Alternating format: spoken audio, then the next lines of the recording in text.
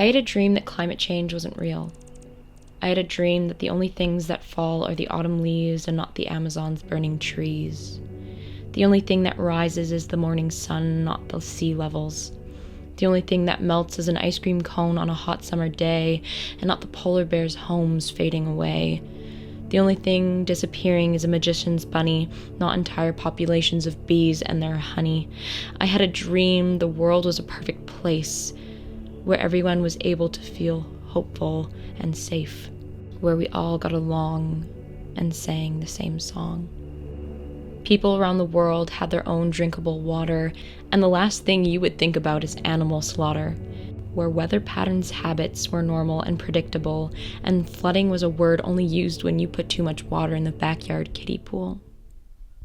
But I woke up to a nightmare. Carbon emissions are at an all-time high. The risks of wildfires, floods, and heat waves have increased. The storms are more extreme, droughts are more frequent. The hottest month ever recorded was this July. There's clearly something wrong, and yet people still believe climate change is a lie. Even if we stop emissions of greenhouse gases completely, 1/3 of the planet's ice will melt away. Sea levels will rise 2 meters, to put it briefly. In record high heats of blistering summers, thousands have died, if not millions more, only because those on top care little for the poor. So, as you sit in your penthouse with air conditioners on full, pray they still function when there's no more oil or coal. Forests are being taken out at the rate of 40 football fields a minute. That's 50% of our trees gone in the last 100 years.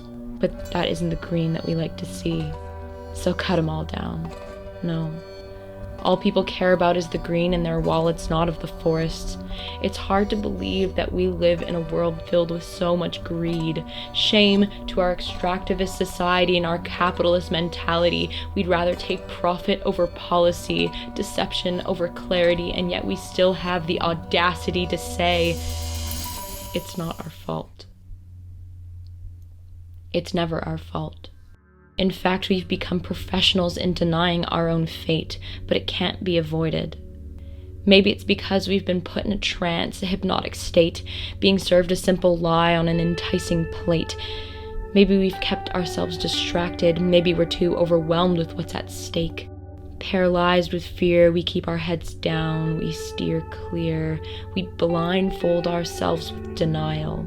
Here we are, still driving to get to places, consuming more than ever before, burning through oil, poisoning our air, using single-use plastic without thought to spare. But we still have the audacity to say we care. We are in a biodiversity crisis, losing hundreds of species every year.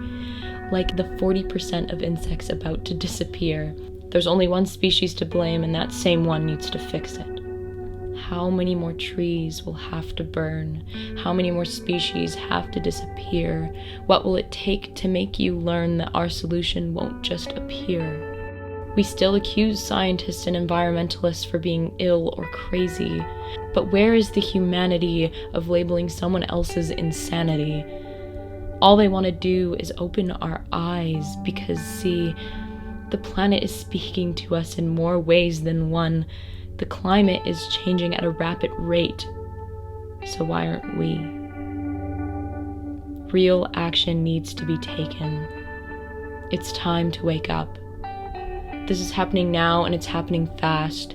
Open your eyes, realize that double taps and shares won't save our planet.